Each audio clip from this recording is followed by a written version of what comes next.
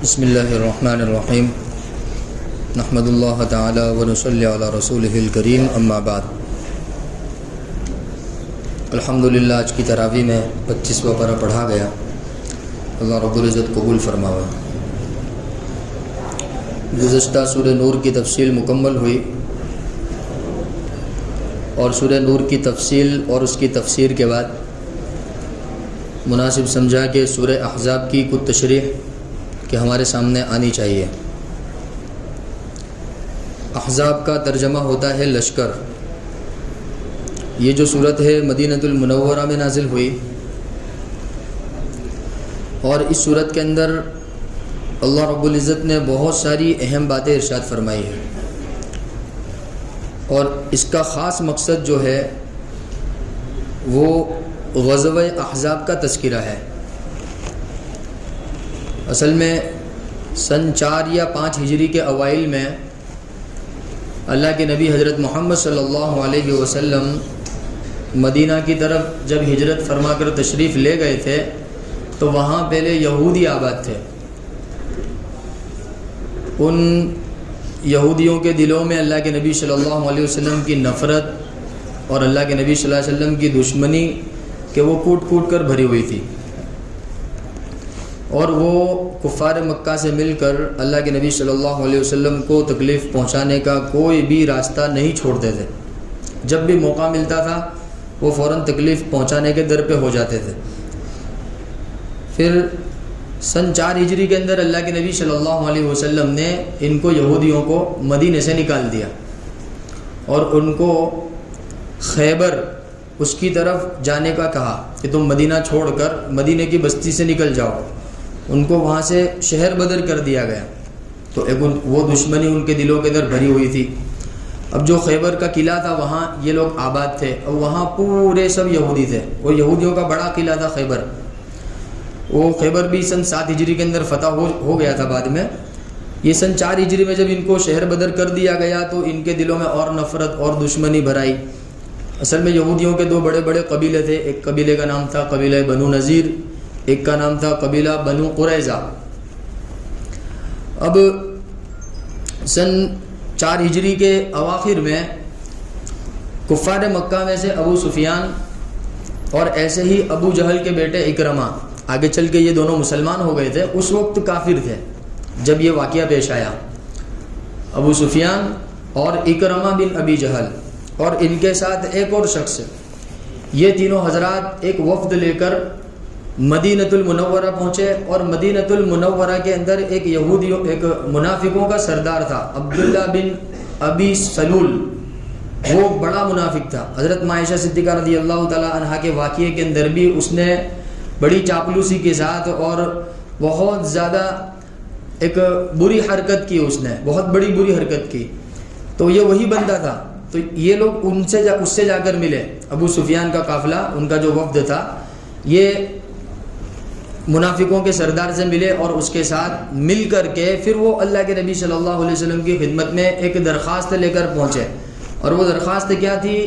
وہ یہ تھی کہ محمد کہ تم ہمارے معبودوں کو برا بھلا کہنا چھوڑ دو، ہم بھی تمہارے سلسلے میں تمہارے معبود کے بارے میں کوئی بھی بات، کوئی بھی گفتگو نہیں کریں گے اور تم اس سلسلے میں ہماری بات مان لو۔ اب جو منافقوں کے سردار تھے اس میں عبداللہ بن ابی بھی تھا، تو وہ بھی چاپلوسی کے ساتھ کہنے لگا کہ ہاں صحیح بات ہے کہ محمد صلی اللہ علیہ وسلم کہ یہ بہت اچھا ہے کہ آپ ان کے معبودوں کو برا مت کہو، یہ اپنے معبودوں کو برا نہیں کہیں گے۔ ایسے ہی یہودیوں کے کچھ سردار وہ بھی شامل تھے اس کے اندر، وہ بھی اللہ کے نبی صلی اللہ علیہ وسلم کی مجلس میں حاضر ہو کر درخواست کرنے لگے، گزارش کرنے لگے کہ کفار مکہ جو بات لے کر آئے ہیں کہ وہ بہت مناسب بات ہے تاکہ سب مل جل کے رہیں۔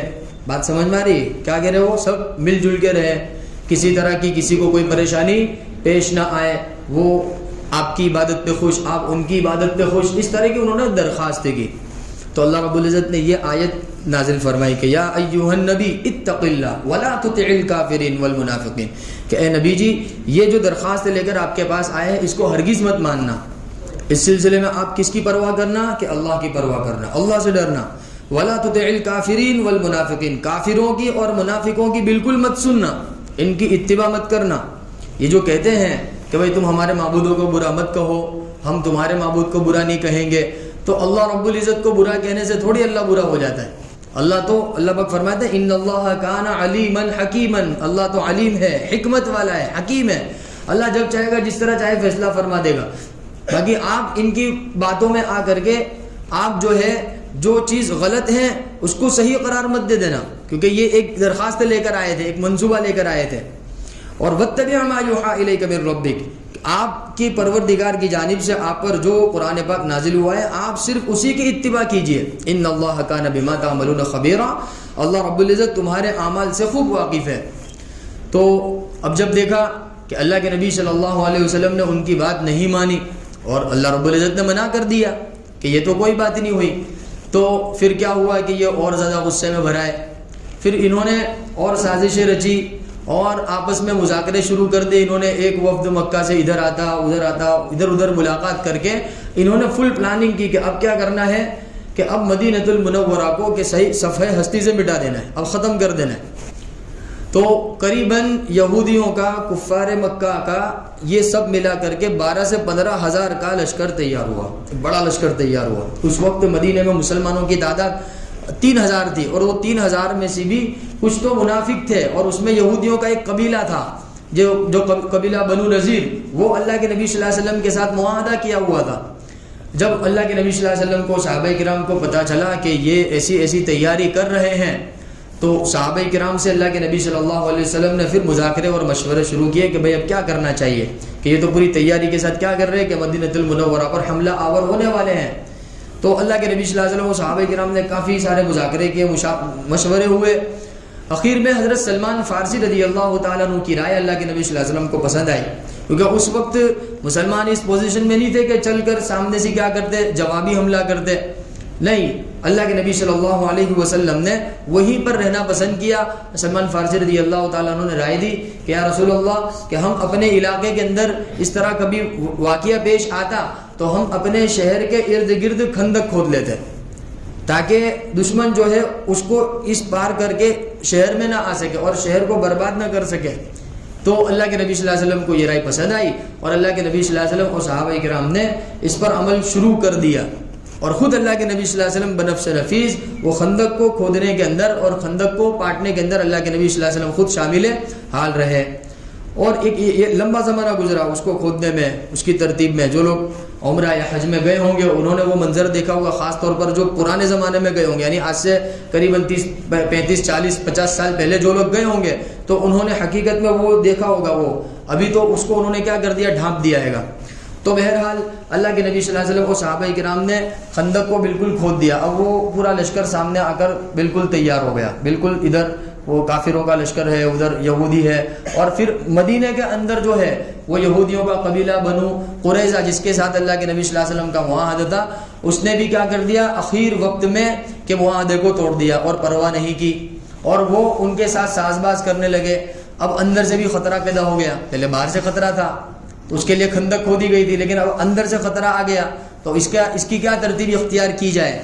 تو اللہ رب العزت نے اس کا ایک پس منظر اس آیت کے اندر، اس سورت کے اندر بیان فرمائے، اسی وجہ سے اس کا نام ہے سورہ احزاب، جس کا ترجمہ ہوتا ہے لشکر۔ تو کافروں کا لشکر چونکہ قسم کھا کر نکلا تھا، بعض کتابوں میں لکھا ہے کہ کفار مکہ جب مکہ المکرمہ سے جب نکلے ہیں تو ابو سفیان وغیرہ نے سب کو کعبۃ اللہ کا گلا پکڑ کے قسم کھلوائی تھی کہ تم قسم کھاؤ کہ محمد اور محمد کے ساتھیوں کو اور محمد کے شہر کو نعوذ باللہ کی من ذالک کیا کر دیں گے، بالکل ختم کر دیں گے۔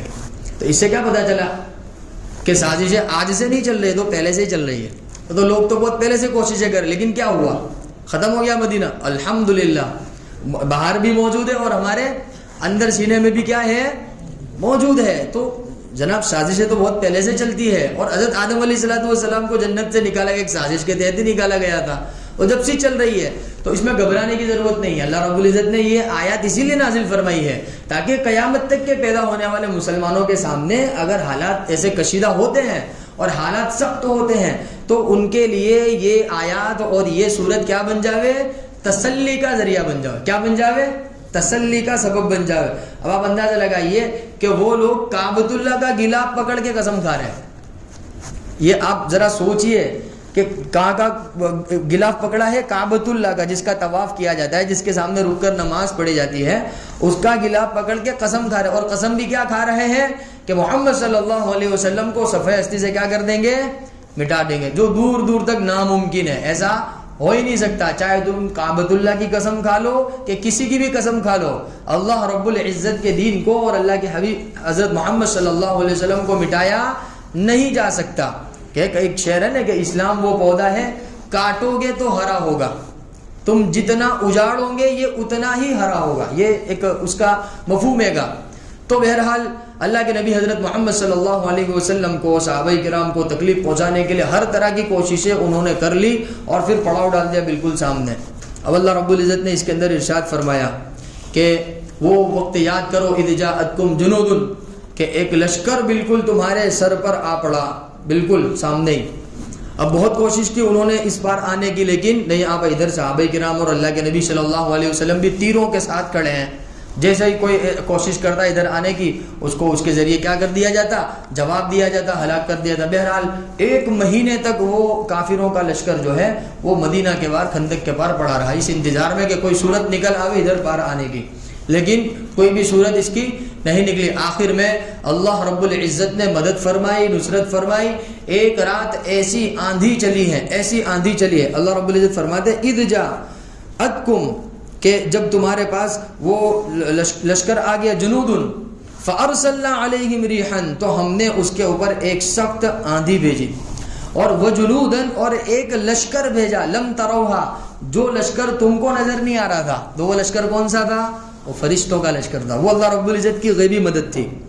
وَكَانَ اللَّهُ بِمَا تَعْمَلُونَ بَصِيرًا، اللہ رب العزت تو ہر چیز کو دیکھنے والا ہے۔ اِذْ جَاءُوكُمْ، اللہ پاک فرماتے کہ وہ سچویشن ایسی تھی کہ اِذْ جَاءُوكُمْ مِنْ فَوْقِكُمْ وَمِنْ أَسْفَلَ مِنْكُمْ، کہ وہ تمہارے چاروں طرف سے انہوں نے تم کو کیا کر لیا تھا؟ گھیرے میں لے لیا تھا، مدینۃ المنورہ کو، اور قسمیں کھائی تھی۔ اذ زاغت الابصار وبلغت القلوب، ان کا لشکر اتنا بڑا تھا کہ جس کی وجہ سے آنکھیں کہ بالکل دیکھتی رہے گا، اتنا بڑا لشکر، اس کا مقابلہ کیسے ہوگا؟ وبلغت القلوب الحناجر، اور دل دہل جاوے، ایسی تیاری کے ساتھ آئے تھے، فل تیاری کے ساتھ۔ وتظنون باللہ الظنون، اور یہ گمان کر کے آئے تھے کہ آج تو ہم مدینے کو کیا کر دیں گے؟ مٹا دیں گے۔ ہنالک ابتلی المؤمنون، کہ وہ وقت، اللہ پاک فرماتے کہ وہ وقت ایمان والوں کے لیے بڑا امتحان کا موقع تھا، بڑا امتحان کا موقع تھا۔ وزلزلوا زلزالا شدیدا، اللہ رب العزت نے ایسا صحابہ کرام کا ایسا امتحان لیا، اللہ پاک فرماتے گویا کہ ان کو جھنجھوڑ دیا گیا۔ ہم نے تو اپنی زندگی کے پتہ نہیں کتنے ایام، کتنی راتیں گزار دی، ابھی تک اس طرح کے حالات کا تصور بھی نہیں کیا ہوگا ہم نے۔ صحابہ کرام نے وہ حالات دیکھے ہیں، اور 3000 کیا مقدار ہوتے، وہ 3000 میں بھی کیا ہے کہ وہ منافق چھٹ گئے، یہودی چھٹ گئے، اور پھر بچے کیا؟ جو مسلمان بچے ہیں، کوئی ساز و سامان نہیں ہے، بس اللہ رب العزت کی مدد اور نصرت کی امید پر کہ وہ بالکل اللہ کے نبی صلی اللہ علیہ وسلم کے حکم کی تعمیل میں کہ وہ بالکل کھڑے ہو گئے۔ تو اللہ پاک فرماتے کہ وہ موقع ایسا تھا، ہنالک ابتلی المؤمنون وزلزلوا زلزالا شدیدا۔ کتابوں میں لکھا ہے کہ صحابہ کرام کی زندگی کے سب سے کٹھن ایام وہ تھے جو غزوہ خندق کے موقع پر پیش آئے، سب سے کٹھن حالات وہ تھے، بہت زیادہ، یعنی خندق کھودنا یہ مستقل ایک کام تھا، پھر اللہ کے نبی صلی اللہ علیہ وسلم کے حکم کے مطابق جہاں اللہ کے نبی صلی اللہ علیہ وسلم نے کہہ دیا وہاں جانا، مستقل ایک یہ کیا تھا؟ ایک کام تھا۔ اور پھر اس کے بعد بھی 1 مہینے تک تو کافروں نے کیا کیا؟ محاصرہ کر کے رکھا، یعنی چوکنا رہنا۔ ایسا نہیں کہ صرف خندق کھود کے کیا ہو گئے بالکل فری ہو گئے، کہ نہیں، اس میں بھی چوکنا رہنا۔ اللہ پاک فرماتا ہے ہنالک ابتلی المؤمنون وزلزلوا زلزالا شدیدا، یہ وقت ایسا تھا جو ایمان والوں کے لیے سخت لمحہ تھا، اور اس حالت میں ان کو آزمایا گیا، اور گویا کہ آزمائش میں ان کو جھنجھوڑ دیا گیا۔ ہاں بہرحال اللہ رب العزت کی جانب سے کیا ہوئی؟ فتح ہوئی، نصرت ہوئی، اور اللہ رب العزت نے رہتی دنیا تک کے لیے کہ یہ مثال قائم کر کے دکھا دی کہ دیکھو اللہ رب العزت کیا تعداد، وعدات، اسباب واسباب کوئی بھی چیز نہیں چلتی ہے اللہ رب العزت کے ہاں۔ تو اگر ایمان والوں کے دلوں میں سچی محبت ہو اور وہ اپنے رب کی طرف متوجہ ہو جاوے اور وہ اللہ رب العزت کی اطاعت میں لگ جاوے، تو پھر اللہ رب العزت کیا کرے گا کہ گرچہ وہ کتنے بھی ہو، اللہ رب العزت ان کو فتح یاب فرمائے گا، نصرت یاب فرمائے گا، جیسا کہ اس واقعے کے اندر اللہ رب العزت نے ارشاد فرمایا۔ اب اور زیادہ تعجب کی بات یہ کہ یہ جیسے ہی آندھی چلی ہے جس کی وجہ سے رات میں تو پورا بالکل سامنے میدان بھرا ہوا تھا، صبح دیکھا تو سب غائب، سب چلے گئے، سب ڈر گئے، گھبرا گئے۔ اللہ پاک نے اس آندھی کے اندر ایسا روب ڈال دیا تھا کہ باوجود ہتھیار کے اور باوجود پوری تیاری کے وہ ایسے گھبرا گئے کہ وہ اپنا علاقہ چھوڑ کر کیا کرنے لگے؟ بھاگنے لگے، بھاگ گئے۔ اب اللہ رب العزت نے حضرت جبرائیل امین علیہ السلام کو اللہ کے نبی صلی اللہ علیہ وسلم کے پاس بھیجا۔ اب یہ غزوہ خندق کا واقعہ مکمل ہو گیا تھا، صحابہ کرام کو اب تھوڑا آرام کا، وہ کئی دنوں سے صحابہ کرام کو بیچاروں کو صحیح طریقے سے نیند نہیں ملی تھی، کھانا نہیں ملا تھا، اور یہی وہ واقعہ تھا جس میں اللہ کے نبی صلی اللہ علیہ وسلم نے پیٹ سے پتھر باندھے تھے۔ ایک لمبا واقعہ ہے، حضرت جابر بن عبداللہ پھر اللہ کے نبی صلی اللہ علیہ وسلم کو بلایا، اللہ کے نبی صلی اللہ علیہ وسلم کے خدمت میں یہ درخواست رکھی کہ آپ کھانے کے لیے تشریف لائے۔ بارہ آپ نے بھی وہ واقعہ سنا ہوگا۔ تو بہرحال جب اس واقعے سے فارغ ہو گئے، اللہ کے نبی صلی اللہ علیہ وسلم، عائشہ فرماتی ہے کہ اللہ کے نبی صلی اللہ علیہ وسلم ابھی غسل فرمانے کے لیے بیٹھے ہی تھے کہ اللہ کے نبی صلی اللہ علیہ وسلم کے چہرہ بالکل غبار آلود ہو چکا تھا، بال بالکل غبار آلود ہو چکے تھے، اور ہتھیار وغیرہ اللہ کے نبی صلی اللہ علیہ وسلم نے رکھ دیے تھے۔ جبریل امین فوراً تشریف لائے اور کہنے لگے کہ یا رسول اللہ، ہم نے تو ابھی تک ہتھیار نہیں اتارے ہیں، آپ کیوں اتار لیا آپ نے ہتھیار؟ اللہ کی جانب سے حکم آیا ہے، چلنا ہے، پھر سے کیا کرنا ہے؟ سفر کرنا ہے۔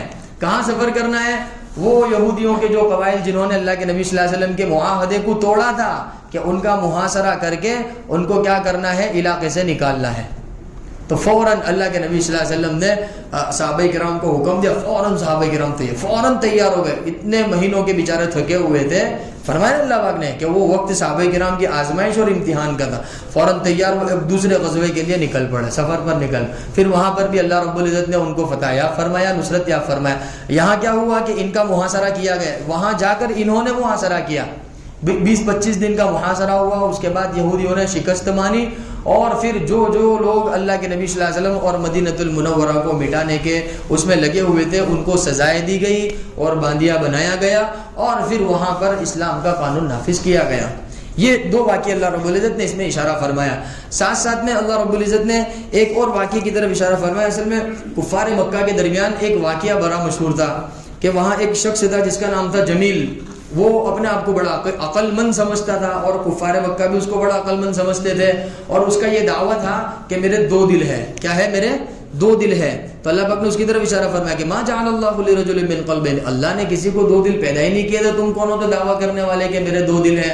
اور بڑا عقل مند سمجھا جاتا تھا، اور وہ لوگوں سے یوں کہتا تھا کہ میں محمد سے زیادہ عقل مند ہوں، نعوذ باللہ۔ وہ لوگوں سے یوں کہتا تھا کہ میں محمد سے زیادہ عقل مند ہوں، میں محمد سے زیادہ عقل مند ہوں، میں محمد سے بات چیت کر سکتا ہوں۔ یہ طرح طرح کے اس کے دعوے تھے۔ اب اس کا ایک حال ایسا بنا کہ غزوہ بدر کے موقع پر لوگوں نے دیکھا، جو اس کے چاہنے والے تھے، اس کی تعریف کرنے والے تھے، انہوں نے دیکھا غزوہ بدر کے موقع پر جب کافروں کو شکست ہوئی تو یہی جمیل جو اپنے آپ کو سب سے زیادہ عقل مند سمجھ رہا تھا، اس کا ایک جوتا اس کے سر پہ تھا، ایک جوتا اس کے پیر میں تھا، اور وہ اس حال میں بھاگے جا رہا تھا۔ تو لوگوں نے کہا کہ تو اپنے آپ کو بڑا عقل مند سمجھتا ہے۔ تو بولے کیوں، کیا ہوا؟ تو بولے تیرا ایک جوتا سر پہ رکھ کے تو بھاگ رہے گا اور ایک جوتا تیرے پیر میں ہے۔ تو بولے اچھا، میں تو سمجھ رہا تھا کہ میرے دونوں جوتے میرے پیر میں ہیں۔ تو اللہ رب العزت نے اس طرح اس کو رسوا کیا، اس کی طرف اشارہ فرمایا۔ وہ کہتا تھا کہ ایک دل میں میری محمد کی محبت ہے اور ایک دل میں لات اور عزا کی محبت ہے، وہ اس طرح دعویٰ کرتا تھا۔ بولے میری عقل اتنی تیز چلتی ہے کہ میں ایک ہی وقت میں دونوں محبت اپنے دل میں رکھ سکتا ہوں۔ تو اس واقعے کی طرف اللہ رب العزت نے اشارہ فرمایا کہ اللہ رب العزت نے کسی مرد کے دل میں 2 دل پیدا نہیں کیے ہیں کہ ایک دل میں وہ اللہ کی محبت رکھے اور ایک دل میں غیر اللہ کی محبت رکھے۔ اس طریقے سے اللہ رب العزت نے منافقوں سے بھی ارشاد فرمایا کہ ایسا نہیں ہو سکتا کہ تم کفار مکہ سے مل کر کے اللہ کے نبی کی مخالفت بھی کرو اور پھر جب تم شکست ہو جاؤ، جب تمہیں شکست ہو جاوے تو پھر ہم اللہ کے نبی صلی اللہ علیہ وسلم کی خدمت میں حاضر ہو کر تم کہنے لگو کہ ہمیں تو آپ سے محبت ہے۔ تو کوئی اللہ نے 2 دل تو دیے نہیں ہے تمہیں کہ ایک دل میں تم ان کی محبت رکھو اور ایک دل میں تم اللہ کے نبی کی محبت رکھو۔ تو بہرحال ایسے ہی 2 چیزوں کی طرف اور اشارہ فرمایا۔ کفار مکہ کے یہاں ایک رواج تھا کہ وہ اپنے منہ سے جس کو بیٹا بول دیتے وہ اس کو حقیقی بیٹا مان لیتے، لہذا اس کو وراثت کے اندر حصہ دینا پڑتا، اور جس کو اپنے منہ سے ماں بول دیتے وہ اس کو حقیقی ماں سمجھنے لگتے، لہذا اگر اپنی بیوی کو ماں بول دیتے تو پھر اس کو ہمیشہ کے لیے حرام سمجھتے تھے۔ اس طرح کی 2 رسمیں ان کے یہاں رائج تھی۔ اللہ نے اس کی طرف بھی اشارہ فرمایا کہ ایسا نہیں ہو سکتا، جس طریقے سے ایک بندے کے دل میں جسم میں 2 دل نہیں ہو سکتے کہ ایک میں اللہ کی محبت ایک میں غیر اللہ کی محبت، ایسے ہی ایک عورت ایک وقت میں 2 رشتے کیسے ہو سکتے، ماں اور بیوی کیسے ہو سکتی ہے، یا حقیقی بیٹا اور منہ بولا بیٹا ایک ہی بندہ کیسے ہو سکتا ہے، اللہ نے اس کی طرف بھی اشارہ فرمایا۔ اصل میں ایک صحابی تھے زید بن حارثہ رضی اللہ تعالیٰ عنہ، اللہ کے نبی صلی اللہ علیہ وسلم نے ان کو اپنا بیٹا بنایا تھا، اب کیا ہوا, اللہ کے نبی صلی اللہ علیہ وسلم نے حضرت زینب کا ان کے ساتھ نکاح کرایا تھا, بعد میں ان کی طلاق ہو گئی. فلما قضى زید منها وطرا زوجناکہا, تو ان کی طلاق ہونے کے بعد حضرت زینب کا نکاح اللہ رب العزت نے حضرت محمد صلی اللہ علیہ وسلم سے کر دیا, اللہ کے نبی سے کر دیا. کفار مکہ اعتراض کرنے لگے کہ یار تم نے تو اپنے بیٹے کی بہو سے نکاح کر لیا. تو اللہ رب العزت نے اس سلسلے میں یہ آیات نازل فرمائی ہے کہ ایسا نہیں ہے کہ منہ سے تم نے کسی کو بیٹا بول دیا تو وہ حقیقت میں تمہارا بیٹا ہی بن گیا, حقیقت میں وہ تمہارا بیٹا بنتا نہیں ہے. اس میں بھی ایک لمبی تفصیل ہے. آخر میں اللہ رب العزت نے اس صورت کے اندر بہت ساری چھوٹی چھوٹی چیزیں ہماری معاشرے کی لائن سے اور ہماری عبادت کی لائن سے ایسی بیان فرمائی ہے کہ جو ہمارے لیے قابل غور ہے. انشاءاللہ آئندہ تفسیر کے اندر اس کو لے لیں گے. اللہ تعالیٰ صحیح سمجھ